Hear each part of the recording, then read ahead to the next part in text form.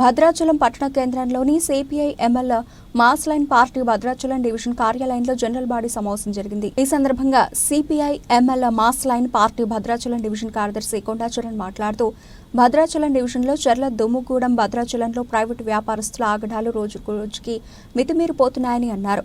పట్టణ స్థాయి నుంచి గ్రామీణ స్థాయి వరకు ఈ వడ్డీ దందా కొనసాగుతోందని అన్నారు. పేద ప్రజల అవసరాలను ఆసరాగా చేసుకుని వారి రక్తాన్ని వ్యాపారులు జలగల్లా పీలుస్తున్నారని అన్నారు. చిరు వ్యాపారస్తులైన తోపుడు బండ్లు, చాటు, చికెన్ చిల్లర దుకాణాలు, అలాగే ప్రైవేటు ప్రభుత్వ ఉద్యోగులనే లక్ష్యంగా చేసుకునే ఈ వ్యాపారం కొనసాగుతోందని అన్నారు. ఈ కార్యక్రమంలో పార్టీ డివిజన్ నాయకులు దాసరి సాయిన్న, కొండ కౌశిక్, చన్నం మోహన్ రాజు, వీరన్న తదితరులు పాల్గొన్నారు. నా పేరు Kondacharan, CPI ML mass line party Bhadrachalam division కార్యదర్శిని. మన భద్రాచలం డివిజన్లో చెర్ల, దుమ్ముగూడెం, భద్రాచలంలో అధిక వడ్డీ వ్యాపారస్తుల దందా తీవ్రంగా కొనసాగుతూ ఉంది. చిరు వ్యాపారస్తుల నుండి అలాగే సామాన్యులు, పేదలు, చిరు ఉద్యోగుల వరకు కూడా వీళ్ళ బారిన పడి ఆర్థికంగా తీవ్రమైనటువంటి దోపిడీకి గురవుతున్నటువంటి పరిస్థితి మన భద్రాచలంలో నెలకొని ఉంది. ఈరోజు 100కి 10 రూపాయల చొప్పున, 10,000కి 2,000 రూపాయల చొప్పున అధిక వడ్డీలు తీసుకుంటూ ప్రజల యొక్క అవసరాన్ని ఆసరాగా చేసుకొని ఈరోజు వాళ్ళు ఆర్థికంగా ప్రజలను దోపిడీ చేయడం జరుగుతూ ఉంది. వాస్తవానికి ఏ నిబంధనలు లేకుండా, చట్టానికి సంబంధం లేకుండా, అనుమతులు లేకుండా ఈ వ్యాపారాలు జరుగుతూ ఉన్నాయి.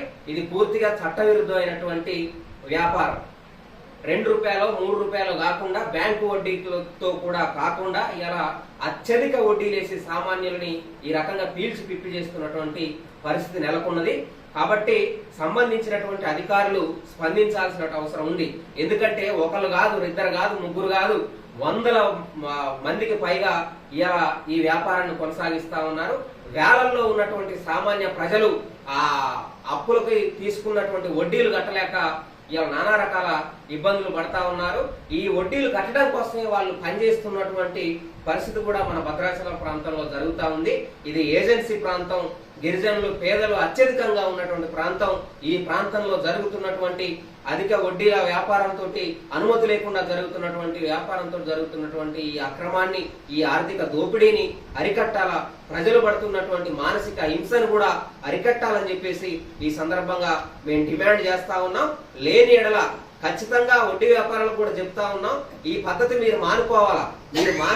సామాన్యులకు అందుబాటులో ఉన్నటువంటి వ్యాపారాన్ని మీరు చేయాలి తప్ప ఈ రకమైనటువంటి పద్ధతిని అవలంబించడం అనేది మీరు కూడా ఇది సబబు కాదు, ఇది సరైనది కాదని మేము కూడా చెప్తా ఉన్నాం.